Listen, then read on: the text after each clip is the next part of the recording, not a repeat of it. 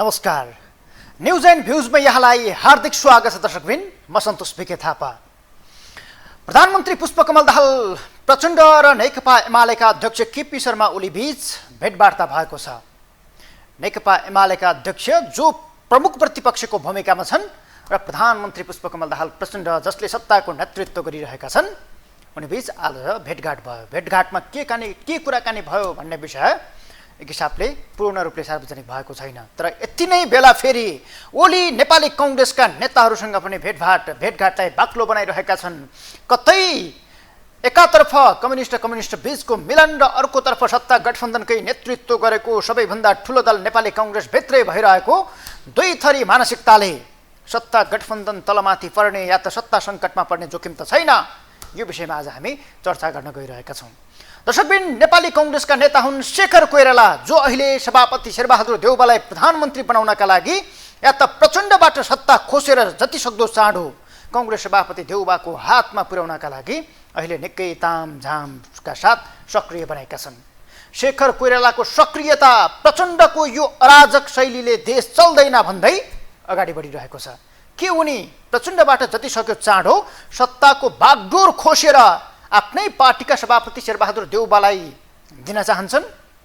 यो प्रश्न अहिले आम रूपमा उठिरहेको छ, किनकि उनको गतिविधि र एमाले अध्यक्ष केपी शर्मा ओलीसँग भइरहेको बाक्लो भेटघाटले कतै न कतै त्यो सङ्केत गर्छ। एक हिसाबले भन्ने हो भने बालकोटमा एमाले अध्यक्ष ओलीसँग भेटिसकेपछि नेपाली कांग्रेसका नेता शेखर कोइराला एक हिसाबले कन्भिन्स भइसकेको चर्चा हुन थालेको छ। उनी यो सरकारमा अब बस्दैनन् या त यो सरकारलाई अगाडि लिएर जान सक्ने मानसिकतामा शेखर कोइराला छैनन्। यसै कारण उनी सकभर देउवालाई रिझाएर फकाएर मनाएर भए पनि अब एमालेसँग सहकार्य गर्नुपर्छ या त प्रचण्ड नेतृत्वको सरकारलाई बोकेर अब अगाडि बढ्न सकिँदैन भन्ने मानसिकतामा पुगिसकेका छन्। यसअघि शेखर कोइराला निकट एकजना सांसद सुनिल शर्मालाई सरकारले पक्राउ गरेको थियो नक्कली सर्टिफिकेट प्रकरणमा। त्यहीबाट झन् त्यो तुसको आगो या त तुसको त्यो चिसो अहिले यति फ्राकिलो भन्दै गएको छ कि सत्तामा त्यसले सङ्कट ल्याइरहेको छ। एक हिसाबले नेपाली कांग्रेसभित्रकै एउटा समूह हो, सरकारले बालकृष्ण खाँडलाई पक्राउ गरिसकेपछि असन्तुष्ट छ। त्यो समूहले बालकृष्ण खाँड निकट जुन समूह छ त्यो समूहले प्रधानमन्त्री पुष्पकमल दाहाल प्रचण्डको यो शासन शैली र यो प्रचण्ड नेतृत्वको सरकारलाई रुचाइरहेको छैन। उसले आफ्ना नेता पक्राउ परिसकेपछि यो सरकारलाई समर्थन गर्न सकिँदैन भन्ने तहमा छ। तर बलियो रूपले प्रचण्डको पक्षमा उभिएका छन् कांग्रेस सभापति शेरबहादुर देउवा। उनी कुनै पनि हालतमा प्रचण्डलाई समर्थन फिर्ता लिएर या त प्रचण्डलाई धोका दिएर सरकार गिराउने मनसायमा छैनन्। यसको फाइदा प्रचण्डले बारम्बार उठाएर सत्ता सम्हालिरहेका छन्। उनी हरेक भ्रष्टाचारका काण्डहरूमा यसलाई तान्न खोज्ने उसलाई तान्न खोज्ने होइन, त्यसपछि सत्ताको बागडोर कसरी बचाउन सकिन्छ भन्ने हिसाबले सत्ता गठबन्धनमै आबद्ध दलहरूलाई एकपछि अर्को त्रास दिँदै र सँगै प्रतिपक्ष रूपमा रहेको प्रतिपक्ष भूमिकामा खुम्चिएको एमालेलाई पनि कहिले गिरिबन्धुको फाइल खोल्छु, कहिले व्हाइट बडीको फाइल खोल्छु, कहिले ओम्नी यति म सबै प्रकरणको फाइल खोल्छु भन्दै एक हिसाबले तर्साउने काम गरिरहेका छन्। यसले गर्दा प्रचण्ड अर्को पार्टीका या त आफ्नो प्रतिस्पर्धी पार्टीका नेताहरूलाई तर्साउँदै फकाउँदै मनाउँदै जसरी हुन्छ 5 वर्ष सत्ताको नेतृत्व सम्हाल्ने मानसिकतामा पुगिसकेका छन्। भर्खरै मात्र उनले चन्द्रगिरीको एक कार्यक्रममा दिएको अभिव्यक्तिले यसलाई पुष्टि गर्छ। त्यति बेला प्रचण्डले भनेका थिए, मलाई त लाग्दै थियो 3-4 महिनामा सत्ता छोड्नुपर्छ होला, 5-7 महिनामै सत्ता घुम्छ होला, तर अहिले 8 महिना भइसक्यो मैले सत्ता सम्हाल्न थालेको, तर अझै पनि सत्ता छोड्नु परेको छैन भनेपछि अब म 5 वर्ष सत्ताबाट नहट्नुपर्ने अवस्थामा पुग्दैछु, यो खालको सङ्केत मैले पाइसकेका छु भनेर प्रधानमन्त्री पुष्पकमल दाहाल प्रचण्डले कांग्रेस सभापति शेरबहादुर देउवा जो अबको सरकारको नेतृत्व गर्ने पर्खाइमा छन् र बीचमा माधव कुमार नेपाल जो नेकपा एकीकृत समाजवादीका अध्यक्ष हुन्, माधव कुमार नेपालले पनि बीचमा रहेको अलिकति भए पनि मलाई सत्ताको नेतृत्व गर्ने अवसर आइहाल्छ कि भनेर उता च्याखे थापेर बसेका छन्। यो अवस्थामा कांग्रेस सभापति शेरबहादुर देउवा कता सुरक्षित भइन्छ? यदि प्रधानमन्त्री प्रचण्डले दिएको अभिव्यक्ति साँचो हो र आफूले कुनै पनि हालमा चाहिँ सत्ताको नेतृत्व गर्न पाउने अवस्था छैन भने एमालेसँगै गएर भए पनि सत्ताको नेतृत्व गर्ने दाउ त्यो भित्रभित्रै देउवाको भएको भनेर उनी निकट नेताहरू बताउन थालिसकेका छन्। अब यस्तो अवस्थामा बालकोटसँग शेखर कोइराला समूहका नेताहरूको बाक्लो आउजाउ र एमाले अध्यक्ष ओलीसँग शेखर कोइरालाको त्यो बढेको हिमचिमले कतै सभापति शेरबहादुर देउवालाई प्रधानमन्त्री बनाउने गरी शेखर अगाडि बढेका त होइनन् भन्ने खालको शङ्का समेत दिइरहेको छ। किनकि शेखर चाहन्छन् यो सरकार कुनै पनि हालतमा अगाडि बढ्नु हुँदैन, सकेसम्म कांग्रेस सभापति शेरबहादुर देउवा नै अबको प्रधानमन्त्री भएर जानुपर्छ। यसै कारण उनी सार्वजनिक रूपमै छताछुल्ल भएर यो सरकारको विरोध गरिरहेका छन् र भनिरहेका छन् प्रचण्डको यो अराजक शासन धेरै दिन टिक्दैन। आज मात्रै पनि उनले त्यही शब्द दोहोऱ्याएका छन्। त्यही शब्द उनले आफ्नो भनाइ मार्फत सार्वजनिक गरिसकेपछि यति बेला सत्तामै भएका कतिपय दलहरूको त्यो चिच्चेहाट सुरु हुन थालेको छ। चिट पसिना सुट्न थालेको छ माओवादी नेताहरूलाई। कतै अब हामी सत्ता गुमाउने अवस्थामा पुग्ने त होइनौँ, एउटा भय उत्पन्न हुन थालेको छ। प्रधानमन्त्री पुष्पकमल दाहाल प्रचण्डका पछिल्ला अभिव्यक्तिमा समेत त्यो झल्किन थालेको छ। प्रधानमन्त्री पुष्पकमल दाहाल प्रचण्ड भन्छन् सरकार ढल्ने सङ्केत मिल्दैछ। गृहमन्त्री नारायण काजी श्रेष्ठमाथि जुन खालको दबाब कांग्रेस सभापति शेरबहादुर देउवाले दिएका छन्, यी पछिल्ला नक्कली भुटानी शरणार्थी प्रकरण, ललिता निवासको जग्गा प्रकरण हुँदै सुन तस्करीसम्मको यो अवस्थामा आइपुग्दा समेत सरकारले चालेका कदमहरूका पक्षमा एक हिसाबले राम्रै प्रभाव पारिरहेको थियो। तर प्रधानमन्त्री पुष्पकमल दाहाल प्रचण्डले जब माओवादी भित्रकै नेताहरूलाई बचाउने काम सुरु गर्न थाले, या त सत्तासँग जोडिएका हरेक पात्रहरूलाई छोडेर त्यो सानो भुइँ तहका या त सानो सानो लियरका माछाहरूलाई मात्रै समात्ने काम गरिसकेपछि यति बेला प्रचण्डको यो शासन चल्दैन।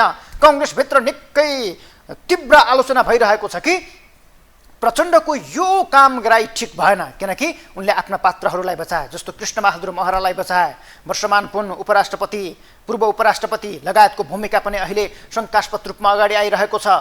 यस्तो अवस्थामा कतै प्रचण्डलाई यी सबै कुराको जानकारी त छैन, जानकारी भएरै उनले आफ्ना नेताहरूलाई बचाउने काम गरेका त छैनन् भन्ने संशय नेपाली कांग्रेसभित्र व्यापक छ। झन् कांग्रेसभित्रकै सांसदहरू पक्राउ पर्न थालेपछि उनीहरू अब प्रचण्डको सरकारलाई धेरै दिन थाम्ने मनसायमा छैनन्। तैपनि देउबा हुन्, देउबाले सुरक्षित बाटो खोजिरहेका छन्। या भन्ने हो भने पुस 10 मा सरकार बन्दाखेरि जुन खालको अवस्था थियो, नेकपा एमालेका अध्यक्ष केपी ओलीले प्रचण्ड जुनसुकै हालतमा म हुने आइपुगे पनि मैले चाहिँ उनलाई समर्थन गर्दिनँ भन्ने खालको जुन आश्वस्त देउवालाई पारेका थिए, त्यो अवस्था पुस 10 को दिउँसै भाडिने अवस्था बनेर प्रचण्ड बालकोट पुग्न साथ सत्ताको नेतृत्व हातमा सुम्पिने काम जसरी ओलीबाट भएको थियो, त्योबाट अहिले पनि कांग्रेस सभापति शेरबहादुर देउवा त्रसित छन्। यसर्थ उनी कुनै पनि हालतमा अहिले ओलीको विश्वास गर्न सक्ने मनसायमा नरहेको भनेर कतिपय कांग्रेस नेताहरूले बताइरहेका छन्। तर सरकारको यता रवैया ठिक छैन। फेरि सरकारको रवैयाले कतै अझै कांग्रेस नेताहरूलाई पिरोल्ने हो कि या त प्रधानमन्त्री प्रचण्डको शासनकालको यो व्यतिथि या त भ्रष्टाचारहरूलाई या त भ्रष्टाचारीका काण्डहरूलाई तह नलगाउँदाखेरिको परिणाम कांग्रेसले झेल्नुपर्ने हो कि त्यसको अबजस कांग्रेसले उठाउनु पर्ने हो कि भन्ने सम्मको कांग्रेस यति बेला सचेत बन्न थालेको छ। यी खालका अवस्थाबाट बच्नलाई भए पनि उले सकभर आफ्नै नेतृत्वको सरकार बनाउने, आफ्नै नेतृत्वको सरकारले काम गर्ने, त्यो सरकारले काम गर्न सक्छ भने त्यसको फाइदा आफूले लिने, जस लिने, यदि सक्दैन भने पनि आफ्नै पार्टीले गरेको कामको अपोजस पनि आफै लिने भन्ने हिसाबले नेपाली कांग्रेसका नेताहरू यति बेला कन्भिन्स हुन थालिरहेका छन्। यो अवस्थामा शेखर कोइरालाले सार्वजनिक गरेको भनाइले के अर्थ राख्छ, के तात्पर्य थियो त्यो भनाइको? या त अहिले नै सत्ता या त सरकार ढल्न सक्ने खालको अवस्था छ कि छैन? तत्कालै देउबा प्रधानमन्त्री भएर कांग्रेस एमाले सहितको त्यो समीकरण बन्न सक्ने मोर्चामा अहिले राजनीति बढ्दै छ कि छैन? यदि त्यस्तो हो भने यता फेरि नेकपा एमालेका अध्यक्ष केपी शर्मा ओली र प्रधानमन्त्री पुष्पकमल दाहाल प्रचण्ड बीच कुन स्वार्थमा आज भेट भयो? यावत विषयहरूलाई समेटेर हामीले एउटा रिपोर्ट तयार पारेका छौँ। त्यसपछि हामी तपाईँका टेलिफोनहरू लिनेछौँ र तपाईँसँग विचार बुझ्नेछौँ, कुराकानी गर्नेछौँ। सबैभन्दा पहिले हामी यो रिपोर्ट देखाउन चाहन्छौँ, त्यसपछि फेरि तपाईँसँग आउनेछौँ। गत पुस 10 मा अहिलेका प्रतिपक्षी दलको समर्थनमा प्रधानमन्त्री नियुक्त भएका पुष्पकमल दाहाल प्रचण्डलाई संसदको सबैभन्दा ठूलो दल नेपाली कांग्रेस, नेकपा एकीकृत समाजवादी, जसपा, जनमत र नागरिक उन्मुक्ति लगायतका पार्टीको समर्थन छ। संसदमा 32 सिट मात्रै रहे पनि माओवादी अध्यक्ष प्रचण्डलाई झण्डै 73 बढी सिटसहित संसदको ठूलो दल कांग्रेसले प्रधानमन्त्री बनाएको छ भने देउवा पनि कम्युनिस्टमा देखिएको ध्रुवीकरणले तत्काल अर्को कदम चाल्ने बाटोमा छैनन्। जहाँ एमाले कांग्रेस नै मिल्न सक्ने अवस्था समेत नरहेको भन्दै एका थरीको विश्लेषणका बीच गृहमन्त्री विरुद्ध बढाएको घेराबन्दीले भने प्रचण्ड तर्सिएका छन्। हुन पनि नक्कली भुटानी शरणार्थी प्रकरणमा दोस्रो चरणको अनुसन्धानले स्वयं शेरबहादुर देउवा नै सशङ्कित छन् भने गृहमन्त्री नारायण काजी श्रेष्ठ हटाए काम गर्ने व्यक्ति हटाएको आक्षेप खेप्ने डरमा प्रचण्ड छन्। त्यस्तै सुशासनकै कारण सत्ता गएको भन्ने बहाना समेत प्रकरणको अनुसन्धानमा देखाएको पक्षधर्ताकै कारण नचल्ने अवस्थामा पुग्दा काङ्ग्रेसभित्रको एक तबका सरकार परिवर्तनको खेलमै लागेको छ। विशेषतः आफूलाई पक्राउ गरेपछि घोषित रूपमै सांसद सुनिल शर्माले अब काङ्ग्रेस एमाले मिल्नुको विकल्प नभएको भन्दै बालकोटमै पुगेर ओलीको खुट्टा समाउँदा डाक्टर शेखर कोइरालाले पनि प्रचण्डको जस्तो अराजक शैलीले देश नचल्ने बताउन थालेका छन्। बालकोट पुगेर ओलीलाई भेट्दै देउवा फकाउने जिम्मा लिएका कोइरालाले सार्वजनिक अभिव्यक्तिमै देउवाको हुती जाँचेका छन्। यसो हेर्दाखेरि 9-10वटा मन्त्रालय हाम्रो छ, 9वटा मन्त्रालय छ क्यारे हाम्रो, 80 झन्डै 90 जना सांसदहरू छौँ हामी। तर गभर्मेन्ट हाम्रो हो कि होइन भन्ने आम नेपाली जनतालाई त्यो फिल भइरहेको छ। हामीहरूले नेतृत्व लिन हो भने नेपाली काङ्ग्रेसको वर्चस्व हुन्छ, जनतालाई पनि आश्वस्त पार्न सकिन्छ। हुन त वर्तमान गठबन्धन ढले प्रचण्डले एमालेलाई प्रधानमन्त्रीको अफर गरे, ओली चुप बस्नेमा देउवा विश्वस्त छैनन्। फलत अफर नै आउँदा समेत चुप बसेका उनी जसरी पनि आफू प्रधानमन्त्री हुनेवालासम्म यही सरकार टिकाउन दृढ रहेको एकाथरीको तर्क छ। त्यस्तै नक्कली शरणार्थी प्रकरणमा नेता बालकृष्ण खानलाई पक्राउ गर्दा समेत पनि हलचल नभएका उनलाई नचलाउने मनस्थितिमा रहेकै कारण नक्कली भुटानी शरणार्थी प्रकरणको छानबिन गरेका प्रहरी अधिकारीहरूलाई नै गृहमन्त्रीलाई नै जानकारी नदिई सरुवा गर्न प्रचण्ड तयार भएका थिए। अर्कातर्फ ललिता निवास जग्गा प्रकरणमा एकीकृत समाजवादीका अध्यक्ष माधव कुमार नेपाललाई तानेको भए पनि सङ्कट आउन सक्ने अवस्थाबाट समेत उनले निकास पाइसकेका छन्। यद्यपि नयाँ समीकरणका लागि राष्ट्रिय अन्तर्राष्ट्रिय परिस्थिति पनि कारण बन्न सक्ने अवस्था रहँदा देउवा पक्षकै खाँड समूह यो सरकारसँग रुष्ट छ। त्यसमा कोइराला गुट थपिँदा आफू विरुद्धको मत बलियो भन्ने प्रचण्डको बुझाइ रहँदा काङ्ग्रेसका मन्त्रीहरूको बैठक बसेको विषयले समेत उनलाई घोचेको हो। फलत कतै वामहरू एक हुने त होइनन् भन्ने देउवाकै शङ्कालाई मलजल गर्ने गरी ओली भेटेका उनले केही परे पुस 10 के बाटोमा पुग्न सक्ने सङ्केत गरिसकेका छन्। यता राजनीतिक विश्लेषक पुरञ्जन आचार्य भने यो सरकार ढल्न देउवाको घर समेत छानबिनको तार छिर्नुपर्ने बताउँछन्। काङ्ग्रेस सभापतिलाई चाहिँ एउटा कुराको कन्सर्न चाहिँ के थियो भन्दाखेरि चाहिँ त्यो भ्रष्टाचारको केसहरू चाहिँ उनको घरसम्म नआउनु भन्ने थियो। त्यसमा उनलाई चाहिँ मेन कन्सर्न थियो। जब त्यो भ्रष्टाचारको केसहरूमा चाहिँ उनी र उनको परिवारको नामहरू जोडिन थाल्यो, त्यहाँ उनको पार्टीका केही सिनियर लिडरहरू पनि पर्न थालेपछि स्वाभाविक रूपमा चाहिँ आफूले चाहिँ 90 सिट भएर प्राइम मिनिस्टर पद त्याग गरेको छ, 30-32 सिट भएको चाहिँ प्रधानमन्त्रीको चुरीफुरी शेरबहादुरजीको लागि चाहिँ तँलाई देखाइदिन्छु भन्ने खालको भयो। अगर यो मुलुकलाई चाहिँ ठिक ढङ्गले अगाडि बढाउने हो भने काङ्ग्रेस एमालेको गठबन्धन अहिलेको यो मुलुकको आवश्यकता हो। तर गठबन्धन मात्रै आवश्यकता होइन, 2-3टा शर्त सहितको आवश्यकता हो। प्रधानमन्त्री प्रचण्ड झन्डै 15 दिन देश बाहिर रहने भएका छन्। घरेलु राजनीतिक अवस्था बिग्रँदै गएको समयमा प्रधानमन्त्री प्रचण्डले अमेरिका हुँदै चीन भ्रमण गर्न लागेका हुन्। यही बीचमा चीन र भारत बीचको सम्बन्धमा समेत खटपट देखिनुले नेपालको सत्ता समीकरणमा पनि त्यसको प्रभाव र दबाव पर्ने देखिन्छ। उसो त सुनकाण्डमा बारम्बार आफ्ना नेताको नाम मुछिँदा पनि जोगाएपछि आफ्नै सुशासनमा बन्चरो हानेको वर्तमान सरकार अहिले समीकरणकै खेलमा रमाइरहेको छ। फलत सकेसम्मको लचकता देखाएर सत्ता जोगाउने बाटोमा प्रचण्ड लाग्ने प्रश्न हुँदा काम देखाएर पार्टी निर्माणको उनको रणनीति भने फेल हुने निश्चित छ। जहाँ कसैलाई नसुन्ने बताइएका गृहमन्त्रीमाथि उनको लगाम कति बलियो बन्छ भन्ने विषय समेत वर्तमान गठबन्धनको भविष्यसँग जोडिने छ भने कसरी एमालेले छानबिनको तार देउवाकै घरसम्म पुर्याउन भूमिका खेल्छ त्यसले समेत उसको नयाँ समीकरण निर्माणको आधार तय हुनेछ। यद्यपि विकसित घटनाक्रमले फेरि बालकोट नै सत्ताको एपिसेन्टर बन्ने देखिँदा कतै ओली नै प्रधानमन्त्री बन्ने त होइनन् भन्ने दृश्य पनि देखिन थालेको छ।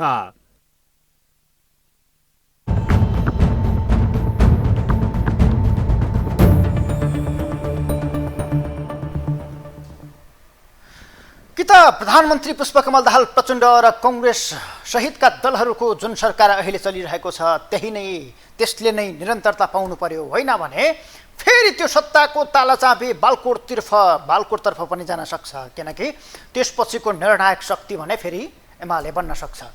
यदि एमाले र काङ्ग्रेस बीच तालमेल भएको खण्डमा माओवादीलाई बाइपास गरेर त्यो बालकोट र काङ्ग्रेस बीचको तालमेल मिलेको खण्डमा माओवादी बाइपास भएर एमाले काङ्ग्रेसहरू अगाडि बढ्न सक्छन् भने यदि काङ्ग्रेससँग माओवादीको यो अहिले चलिरहेको गठबन्धन जुन हिसाबले चलिरहेको छ त्यो यसरी नै चल्ने हो भने एमाले फेरि सधैँ त्यो कित्ता त्यो भित्तामा पुगिरहने अवस्थामा रहिरहनेछ। जतिसुकै नेकपा एमालेका अध्यक्ष केपी शर्मा ओलीले बल प्रयोग गरे पनि सजिलै सत्ता भत्किन सक्ने खालको अवस्था त छैन। तर नेपाली कङ्ग्रेसभित्रकै नेताहरूले अहिले खेल्न थालिसकेपछि कतै अब सत्ता धेरै लामो छैन कि यसकै सङ्केत पाएर प्रधानमन्त्रीले पनि पटक पटक उनले यो आशयका अभिव्यक्ति दिइरहेका छन् कि भन्ने शङ्का र राजनैतिक विश्लेषकहरू विज्ञहरूले गरिरहेको विश्लेषणका आधारमा पनि यो खालका अवस्थाहरू यति बेला चाहिँ सिर्जना भइरहेका छन्। किनकि गृहमन्त्री नारायण काजी श्रेष्ठमाथि जुन खालको तारो यति बेला सोझिएको छ नेपाली कङ्ग्रेसले गृहमन्त्री नारायण काजी श्रेष्ठलाई रुचाएकै छैन।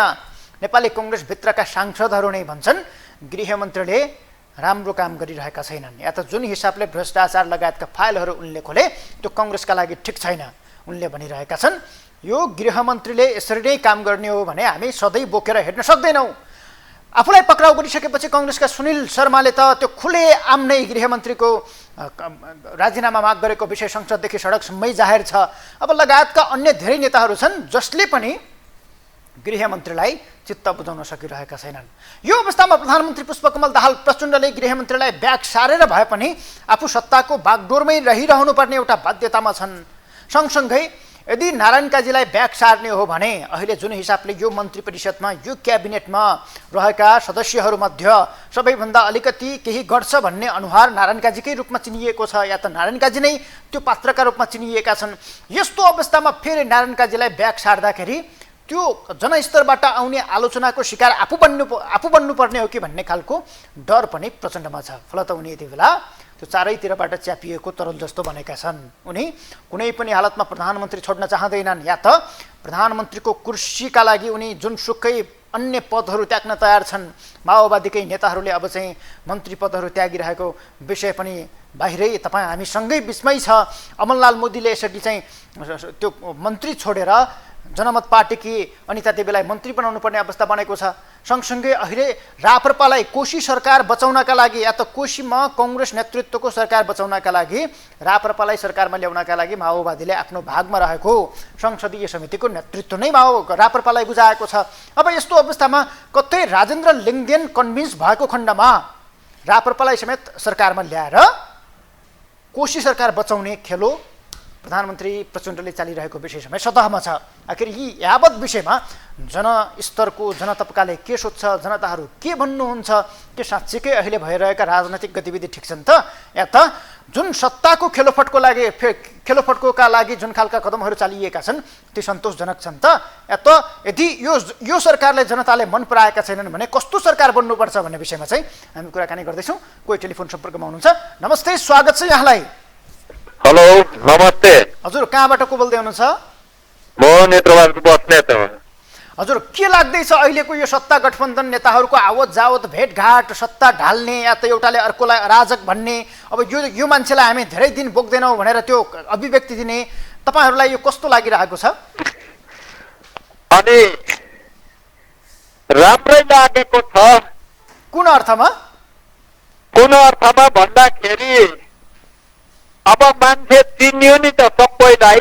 हो, कति भ्रष्टाचारीहरू रहेछन्, तस्करहरू रहेछन्, कुन माफियाहरू रहेछन् भनेर सबैको आन्द्रा भुँडी आयो, देखियो कुन जनतामाथि कसरी कुठाराघात सुट खेल गर्दा रहेछन् भन्ने थाहा पाइयो नि त। हो, प्रचण्डले शेरबहादुरले नागरिकता विधेयक पास गरेर 50औं वर्षदेखिको इन्डियाको चलखेललाई पुरा गरिदियो प्रचण्ड र शेरेले।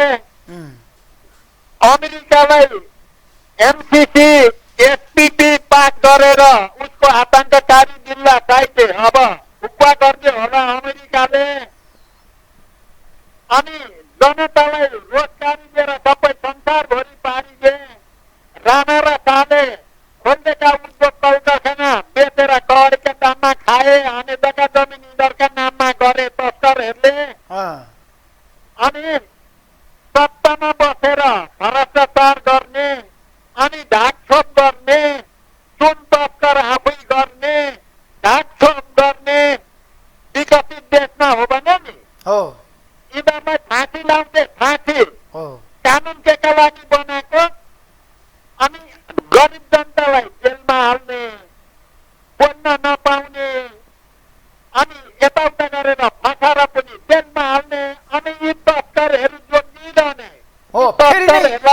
यिनीहरू सत्तामा यिनीहरू नै छन्, फेरि सत्तामा फेरि यिनीहरू नै छन्। अब के गर्ने त हजुर? अब यस्तो अवस्थामा हो, अब यस्तो अवस्थामा चाहिँ के गर्ने त? त्यसो भए यी 3 पात्र भन्दा अर्को विकल्पमा त सरकार जान सक्ने खालको अवस्था छैन।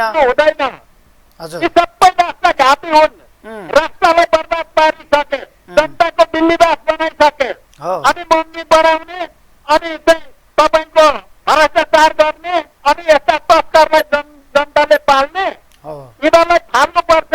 सेनाले के कसलाई ल्याउने त? त्यसो भए कसलाई ल्याउने त? यी 3 पात्रलाई फालेर आर्मी शासन लागू हुनुपर्छ। यिनीहरूबाट राष्ट्र चल्दैन। जनताले दुःख पाए राष्ट्र रहने कि नरहने स्थितिमा छ। यो कुरा मिडियाले उठाउनुपर्छ। राष्ट्र बचाउनका लागि चौथो अङ्ग हो मिडिया भनेको।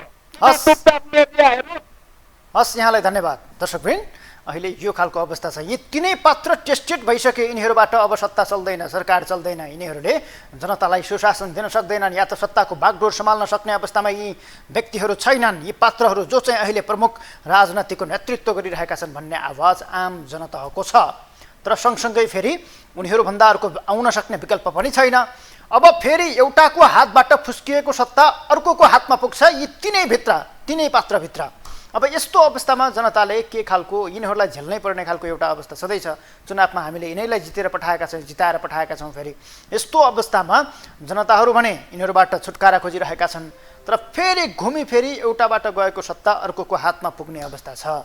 यो अवस्थामा जनताले खोजेको सुशासन या त जनताले खोजेको त्यो रोजगारीको अवस्था, देशमै केही गरौँ भन्न सक्ने वातावरणको अवस्था, यो सबै निर्माण गर्नका लागि हाम्रा नेताहरूले के गरे त भन्ने प्रश्न निकै ठुलो छ। अहिले दिनमै 2500 भन्दा बढीको हाराहारीमा चाहिँ युवाहरू विदेश बाहिरिरहेका छन्। अहिले चाहिँ रोजगारीको अवस्था त्यस्तो रोजगारीकै अवस्था छैन। देशभित्र चाहिँ एकदम त्यो बेरोजगारी यति बढेको छ कि युवाहरू बाहिरिनुभन्दा अर्को विकल्पै छैन। देशमै केही गरौँ भन्दाखेरि पनि यहाँ अनेक खालका झन्झटहरू छन्, लगानी गर्न सक्ने खालको वातावरण छैन, लगानी गर्ने पुँजीकै समेत अभाव छ। पुँजी नभइसकेपछि लगानी गर्ने त्यो सोच पनि नआउन सक्ने खालको वातावरण यति बेला बनिरहेको छ। अब यस्तो अवस्थामा सरकार फेरि त्यो कहिले चाहिँ भैँसे पार्टीमा मुख्यमन्त्रीहरूलाई आवास बनाइदिन्छ, करोडौँका आवासहरू बन्छन्। एउटा गरिब चाहिँ त्यो बझाङमा, दार्चुलामा, कर्णालीका जिल्लाहरूमा एउटा गरिबले तुइनमाथि झुन्डिएर त्यो उर्लिरहेको भेललाई पार गर्नुपर्ने एउटा चाहिँ त्यो खालको अवस्था छ। यस्तो अवस्थामा हाम्रा जनताहरूले खोज्ने या त जनताले चाहेको सुशासन दिन सक्ने सरकार कहिले बन्छ, हामीले त्यो सरकारको अनुभूति कहिले गर्न सक्छौँ भन्ने खालको यी आम प्रश्नहरू अहिलेका लागि सामान्य जस्तै भइसकेका छन्। यी असामान्य प्रश्नहरू पनि कोही हुनुहुन्छ। नमस्ते, स्वागत छ यहाँलाई। नमस्कार। कृपया आफ्नो परिचय दिएर विचार राख्न सक्नुहुन्छ। हजुर, धनुषा गोदारबाट महादेव भन्छ। हजुर महादेवजी, के छ, के सोच्नु भएको छ? अब यो अवस्थामा देश चलिरहेको छ, तपाईँहरूलाई कस्तो लाग्छ? अब सत्ता फेरबदलको सङ्केत राजनैतिक दलहरू भित्रैबाट भइरहेको छ। सत्ता गठबन्धनभित्रकै दलहरूले जसले समर्थन दिएका छन् उनीहरूले नै भनिरहेका छन् अब यो सरकार चल्दैन, यो अराजक भयो भनेपछि अब कस्तो सरकार आउनुपर्छ त्यो नेताका लागि या त जनताका लागि उनीहरूले ल्याउन खोजेको चाहिँ के हो खास? यो त अब जुन कस्तो देशमा सरकार आउनु पर्छ जुन हजुरले भन्नुभयो नि, त्यो म आउँदैछु। सर्वप्रथम तपाईँको च्यानल र तपाईँलाई म धेरै धेरै धन्यवाद किन दिन्छु भने नि, नेपालमा यो मात्रै एउटा च्यानल छ सर्वसाधारणको चाहिँ कुरा राखेर चाहिँ प्रोग्राम दिने तपाईँको च्यानल हो। बुधबार र शनिबार 2 दिन हप्तामा नदिएर सबै दिनु पर्नेमा तपाईँ 4 दिन 5 दिन यो प्रोग्रामै बेपत्ता गरिदिनु भएको छ। त्यसको लागि सबभन्दा पहिला तपाईँलाई धेरै धेरै धन्यवाद तपाईँलाई पनि छ र तपाईँको च्यानललाई पनि छ। अब अर्को कुरो, अब यो देशको विषयमा जुन कुरा गर्दै हुनुहुन्छ नि हजुर यो देशको विषयमा जुन कुरो गर्दै हुनुहुन्छ नि, एकदम हजुर, देशको विषयमा यो सरकार ढल्छ र यो फलानो बन्छ भनेर यो तपाईँ र हामीलाई 3 करोड जनतालाई बेवकुफ बनाएको हो। कस्तो गरेर बेवकुफ बनाएको हो भन्नुहुन्छ भनेदेखि, हाम्रो देशमा 3वटा भाइ कुनै भाइले कतै मञ्चमा फलानो मान्छेलाई कारबाही गर्नु पर्दैन, किन चाहिँ सर्वोच्च अदालत उहाँहरूले मन्त्रीबाट छुटकारा गरे पनि हुन्छ। कुनै पनि चाहिँ पेन्डिङ जेलमा छ भनेदेखि मुखैले पनि ठिक हुन्छ, त्यो पनि आफ्नै ठाउँमा छ। किन चाहियो कानुन, किन चाहियो देशमा? अर्को सबभन्दा ठुलो कुरो के छ, हाम्रो संविधानमा लेखेको छ पहिलो प्रधानमन्त्री पाउनु पर्ने, हाम्रो तेस्रो पार्टीले प्रधानमन्त्री बनेको छ। यो देशमा संविधान 97-98% चाहे विश्वको इतिहासमा राम्रो संविधान लेखेको कति राम्रो कुरो भइराखेको छ। अर्को ठुलो कुरो के छ, तीनै भाइको त कस्तो करतुत छ र देश बेचिसक्यो, देश कंगाल भइसक्यो। सिंहदरबार गाउँ गाउँमा पुर्याउने भनेर बाचा थियो, 7 प्रदेशको महल त बनिसक्यो काठमाडौँमा। अब यो भन्दा राम्रो के चाहियो? कति राम्रो छ, जनता मरिरहेछ, सबै कुरो भइरहेछ। हाउस चलेको 7-8 महिना भइसक्यो, सर्वसाधारणको आजसम्म कतिवटा बहस चलेको छ। 100 किलो कुन समात्यो, समिति आयोग गठन गर्नुपर्छ भन्दा भन्दै 40 किलो हरायो। कसले फाट पायो, कसले के पायो, आखिरमा के भयो, केरा पायो, जनताले के पायो। यो के छ भनेदेखि यो देश बाँच्ने एउटै उपाय छ। देश त कंगाल भइसक्यो।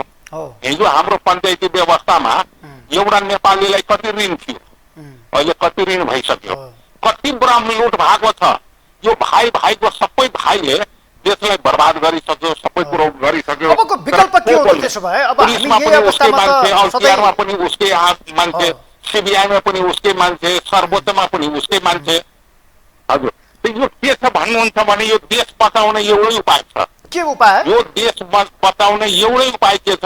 सर्लक्क आर्मीलाई सत्ता दिएर 2 वर्ष 3 वर्ष सत्ता लिएर यो जाँचबुझ आयोग चाहिँ आर्मीको हातमा परेर सबैलाई चाहिँ नाङ्गो झार गरेर जो दोषी छ उसलाई कारबाही गर्ने हो भनेदेखि यो देश सेन्टर पोइन्टमा आउँछ। नभए कंगाल होइन, कचौराले भिख माग्ने भइसक्यो। राष्ट्र बैंकमा आफ्नो मान्छे 8% ब्याजलाई 18% बनाइदियो, के बिग्रियो?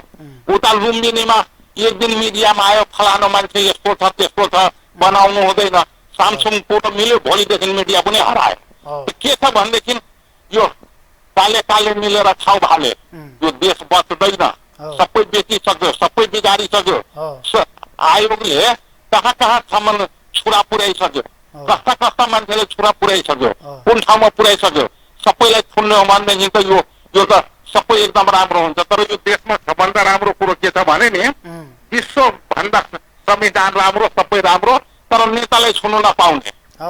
यो हाम्रो यो बहालवाला यस्तो छ, गर्नु नपाउने त्यस्तो छ, त्यो पुच्छर छ बहालवालालाई।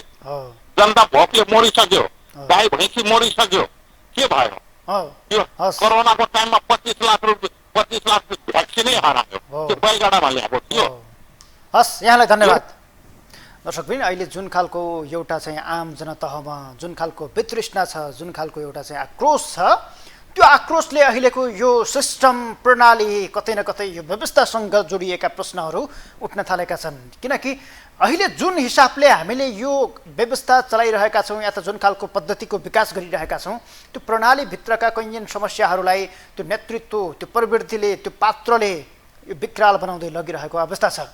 हामीले ल्याएको यो संसदीय व्यवस्था ठिक थियो, ठिक छ, चल्छ भन्ने खालको एउटा आम आशा जागिरहेका बेला फेरि संसदको सबैभन्दा ठुलो दल प्रधानमन्त्री बन्न पाउँदैन, दोस्रो दल प्रधानमन्त्री बन्न पाउँदैन, तेस्रो चौथो पाँचौँ दलले सरकारको नेतृत्व गर्ने अवस्था बन्दैछ।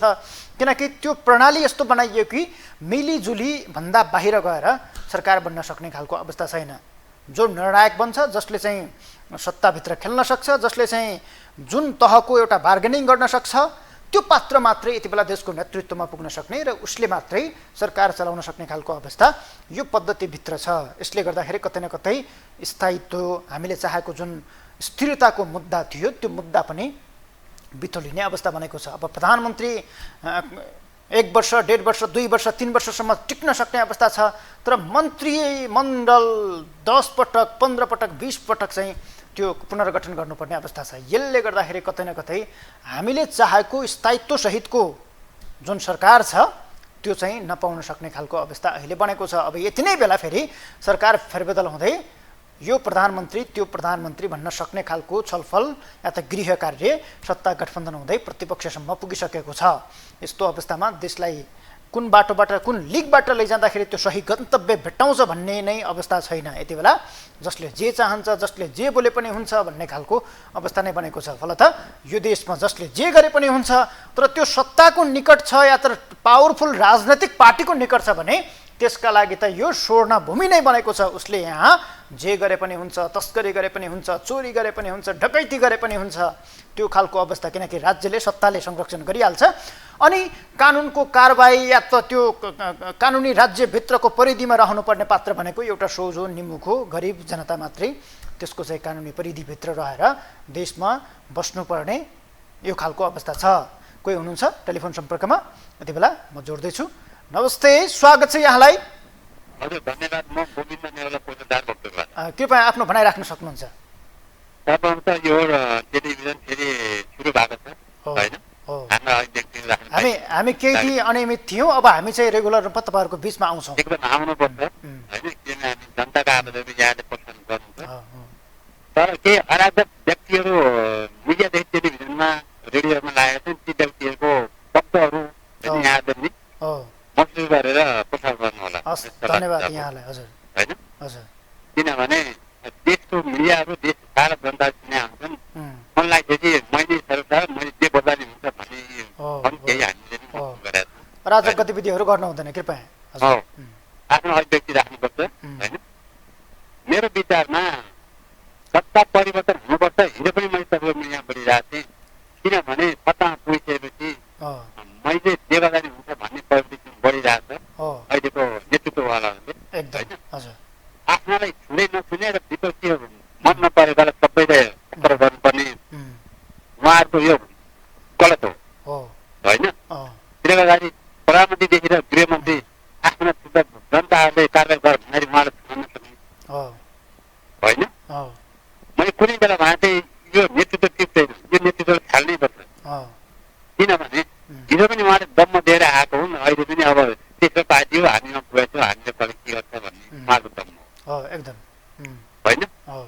जुन ठुलो दल हो यहाँ अहिले मैले सुने नि, तिनीहरूलाई छाल्नुपर्छ, नेतृत्व परिवर्तन गर्नुपर्छ। हिम्मत छ तपाईँले किन ज्ञानेन्द्र ल्याउन सक्नु भएन होइन। म एउटा जुन चाहिँ क्षेत्रमा नि सही आरोप व्यक्ति हो, तपाईँले राम्रो ल्याउनु, तपाईँले ज्ञानलाई ल्याउनु भने बारम्बार मैले च्यालेन्ज दिएको, किन ल्याउन सक्नु भएन होइन।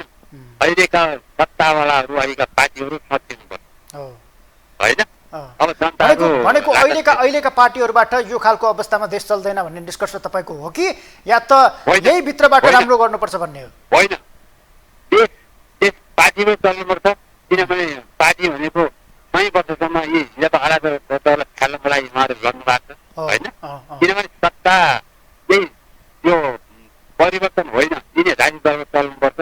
हिजो जनताले बलिदान दिएको छैन, तर सचिनुपर्छ है। अब दलहरू सचिनुपर्छ, हाम्रो आवाज सुन्नुपर्छ। त्यही त हेर्नुहोस् न, अब सचिने भन्दा भन्दै सकिने अवस्था आइसक्यो, तै पनि सचिँदैन भनेपछि अब के आश गर्ने त? होइन, सकिँदैन। किन भन्नुहुन्छ भने केही खरेहरू आए होइन, ती खरेहरू छुट्टै छन् हेर्नु होइन। जस्तै म सत्ताको नेतृत्व गर्ने भने हाम्रा बाजेलाई ठाउँको ठाउँ कार्य गर्छु, मेरो हिम्मत थियो होइन। किनभने म एउटा मेयर हुँ, म प्रधानमन्त्री अदालतभन्दा ठुलो भन्ने उहाँलाई आकर्षण थियो होइन। उहाँ पनि यही नेपालकै व्यक्ति हो नि, त्यसरी जे पार्टी बोल्न पाइन्छ एकदम होइन।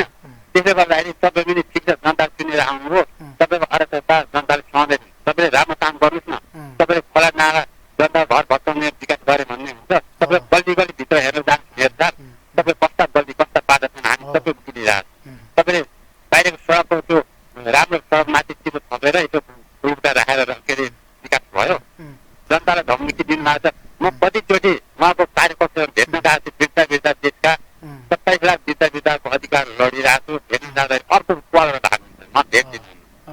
अहिलेका मेयरदेखि लिएर जोसुकै छन्, हामी सत्ता पुगेपछि हामीले कसरी छुन सक्दैन भन्ने छन्। यिनीहरू च्यालेन्ज हो। भोलि दिनमा तपाईँहरू सकिनु भएन भने जनताले कारवाही गर्ने काम ल्याउनुपर्छ होइन।